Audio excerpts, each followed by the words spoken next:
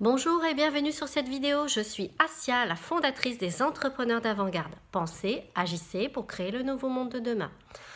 Aujourd'hui, une vidéo sur le fameux anti-avatar. Alors, qu'est-ce qu'un anti-avatar?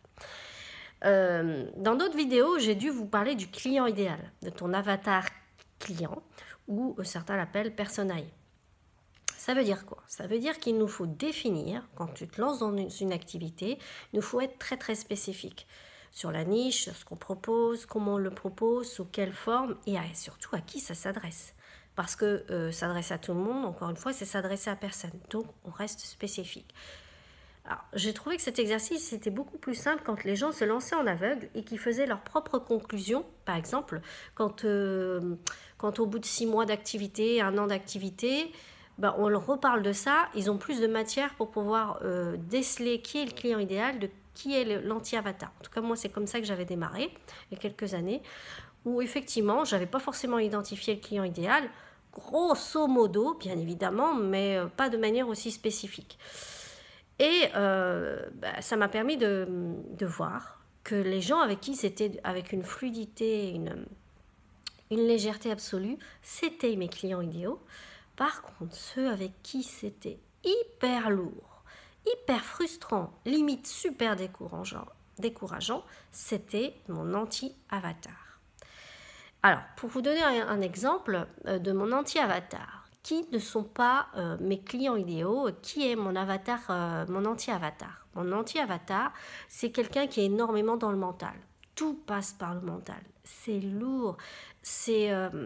Alors, ceux qui sont souvent dans le mental, alors mon prof de sophrologie disait que c'était des gens qui étaient dans le chapeau. Au lieu d'être dans le corps et l'esprit, ils sont dans le chapeau. Donc, ils intellectualisent beaucoup de choses. Ils sont très carrés. Beaucoup dans l'éthique, mais trop. À la limite, c'est trop, et pour tout. Donc, qu'est-ce qu'il y a derrière? Il y a un besoin de contrôle. Moi, je me souviens que j'avais proposé un accompagnement pour quelqu'un qui travaillait dans l'opéra, une chanteuse lyrique, et j'ai énormément peiné avec elle parce qu'elle était énormément dans le mental. Donc, elle avait besoin de verbaliser énormément de choses. Et il y a tout un travail qui n'était pas fait derrière, un travail de développement personnel, un travail vis-à-vis des croyances, des programmations et tout le reste, jusqu'à ce qu'elle me reproche à un moment donné de ne pas faire de marketing. Mais d'un autre côté, si tu monopolises 1 heure dans le besoin de parler, le marketing, ça va être difficile. Et puis, quand je l'ai relancée sur certaines choses qu'elle avait faites ou je voulais vérifier, jeter un coup d'œil pour pouvoir juger et lui dire ce que j'en pense, il y avait cette nécessité d'être dans l'absolue perfection et donc je ne te communique pas les infos, je ne te montre pas. De toute façon, c'est clair que ces gens-là, quand on est beaucoup dans le mental, on a une volonté de contrôler tout et on te dit non, je suis dans le lâcher-prise, mais ils ne se rendent pas compte qu'ils sont tellement dans la volonté de contrôler que tout est régenté, mais d'une manière, c'est impressionnant. Donc, bien évidemment, moi, dans mon anti-avatar, ce sont souvent des gens qui ont des grosses blessures et qui pensent avoir fait un travail mais qui n'ont rien fait, ou alors en surface, ils n'ont pas été en profondeur. Ce sont des gens qui ont une très très faible estime d'eux-mêmes, qui sont en souffrance généralement, de ce que j'ai pu observer. Et puis, déjà, tu me diras, c'est déjà pas mal. Et donc, ça veut dire qu'avec ce type d'anti-avatar, pour moi, c'est très compliqué de travailler avec eux parce que j'ai l'impression toujours de convaincre. Et ce qui est marrant, c'est que de consultation en consultation, de coaching en coaching, on se rend compte que ce qu'on a expliqué le mois dernier, on est obligé de leur expliquer ce mois-ci.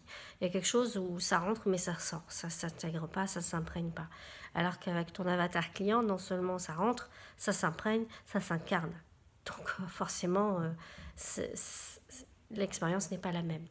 Après, est-ce que c'est de leur faute? Non.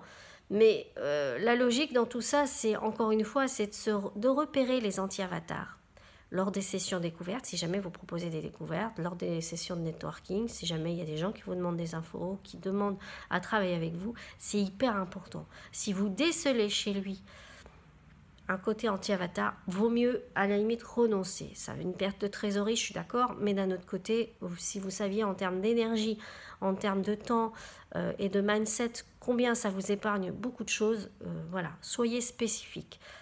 Prenez une feuille de papier et dites, indiquez avec qui vous ne voulez pas travailler, avec qui vous ne pourriez pas travailler, avec qui vous ne supporteriez pas de travailler. Soyez au clair avec vous-même.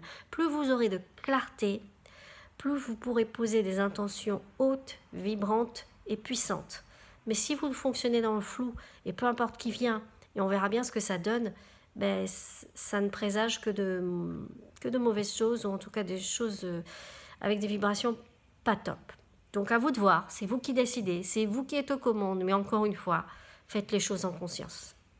Voilà, j'espère que tu as aimé la vidéo, n'hésite pas à la liker, à la partager, et puis je te dis au plaisir de te revoir.